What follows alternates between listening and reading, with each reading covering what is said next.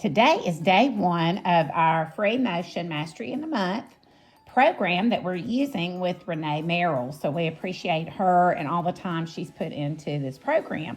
So before you start, it will be a good idea, if you haven't already, to look at the beginning of the book and look through the different quilt ideas and the layout. Pages 25 through 35 would be helpful to read. And to see what we're going to be doing each week or each day, you will turn here to this part. It says Daily Lessons on page 37. And as you go through the lessons, it will tell you what to do. So don't try not to get stressed out, just one day at a time. But if you'll read pages 38, 39, 40, and 41, 42, and 43, it explains what we're going to be doing each day. And then you'll come to the part that says day one. And each day it tells you day 2, day 3, what to do. So today we're looking at day 1. And the first thing it tells you to do is read the basic shapes page on page 112. I did get the toolkit, so this is page 112, but it's already laminated. So that's helpful. If you didn't get that, but you have the book, you can actually make a copy of it, laminate it, put it in a page protector. Here you can look at, these are the 6 basic shapes that are included as we are doing free motion. And so you can 3 times a day for 5 minutes work on this sheet. And it's really encouraging us to do this every day. These are the 6 basic shapes that you will use in free motion quilting. And so you can start with number 1 and you trace it. The straight line, back and forth, back and forth. And then notice I'm keeping my paper the same here. I'm going to come to the curves, the C curves, back and forth. And yes, I'm left-handed, so I'm using my left hand. But you can use your right if you're right-handed. So you're doing the curves back and forth, back and forth, back and forth. Then you'll come to number 3 is the circle. Beginning on the dashed line, trace around the circle and then gradually move in until you trace the solid line. Practice both clockwise and counterclockwise. So look, I got really off that first time, didn't I? So just go. Mine's not perfect. This is my first day too.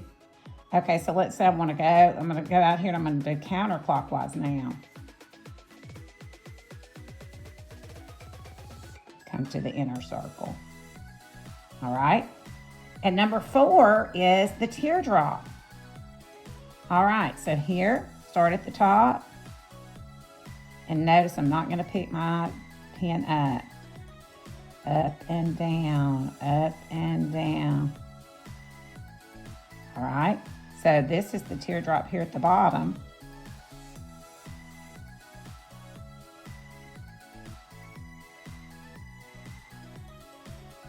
Up and down. Okay, number 6 is the number 5 is the S curve.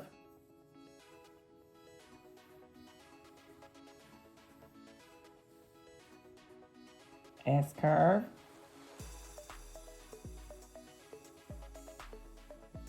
And number 6 is the spiral. And here, these are 2 different spirals going 2 different ways. So it says enter.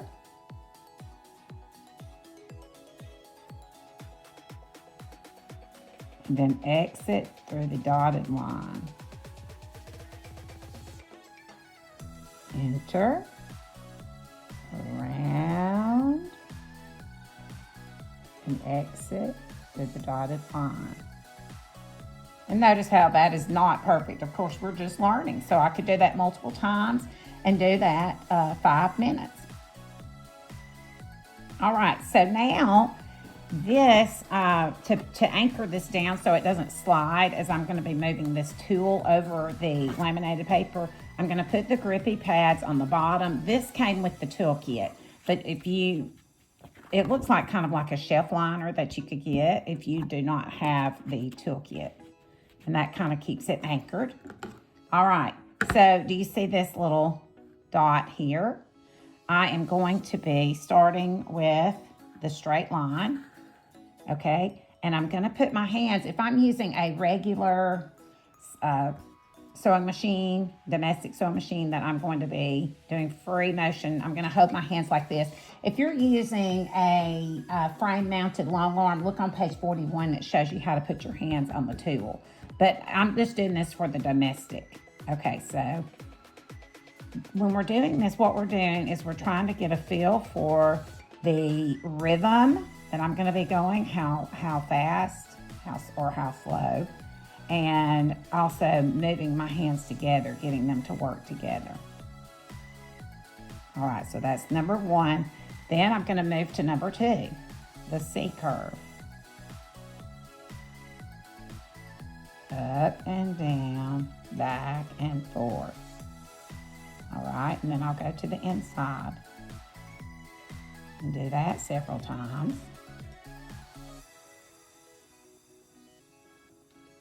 All right.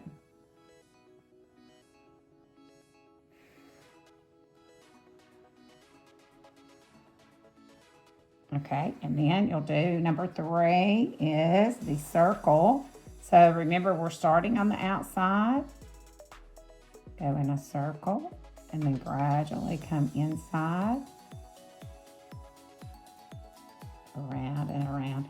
And see, we're going to do all the shapes like this every day. Okay, now I'm going to start back and go the opposite direction. And if we're doing this 3 times a day for 5 minutes, we're going to get really good at our hands working together, the muscle memory. So that's what you'll be doing with this tool. This tool is helpful if you have it. It's helpful. If not, you can come up with another idea to make it work. Have a dot maybe on some type of larger ruler where you are moving it back and forth if you don't have this specific ruler yet. Another thing you can do when you are using this tracing sheet is you can turn it different ways, because that will also help you to get used to doing these shapes in different directions, depending on how your fabric is positioned or how you're going to be sewing that day.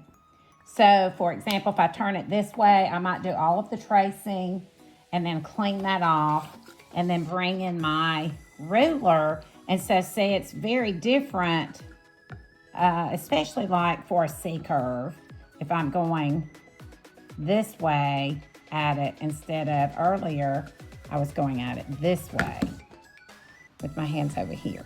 So that's just something to think about, turning it different ways so you can get used to the different directions. And also in day one, you will be cutting your blocks out. You do not have to do all of them today, but get some ready to get started. And the book will tell you on day one, it tells you how to cut them, the sizes to cut, and let's see, and that's on page 44 and 45, more information. Now, I've been thinking about, I was going to use all white thread in this quilt. This is the superior threads, the bottom line, and I really like this, and I probably will be using it for these blocks over here. Now, the back of this is lavender. All of my blocks are the same on the back, all right? But I went by Ken's Sewing Center in Muscle Shoals, and they have this variegated thread. A lot of different colors are buy one, get one free right now. So I think these are like $8.95. Oh no, they're $9.95, I believe. So I bought one, got one free. And so these have 1,500 yards on them. It's a 50 weight. The weight is a little different than the superior thread. The superior thread is 60 weight. All right, but I thought this might be fun to try a variegated. So let me open it up and just show you a little closer. I'm thinking it will look good on this, so we shall see. So I will probably use the variegated here on the back also. I like to use the same on top and bottom if I can. I think that might bring a new dimension to the quilt. We shall see. I've also cut out this one. And I mainly did this one because I like the colors of this better for my house than the other one. I bought this thread, the variegated, to use on the red part. And I just thought it would be interesting to see. The back of this quilt is red. So I think this variegated thread will be fine on the back. I will use the white on this side. And that's all I have to say today. I hope y'all have lots of fun on day one. Remember, the main thing today is getting your blocks ready and tracing the 6 basic shapes.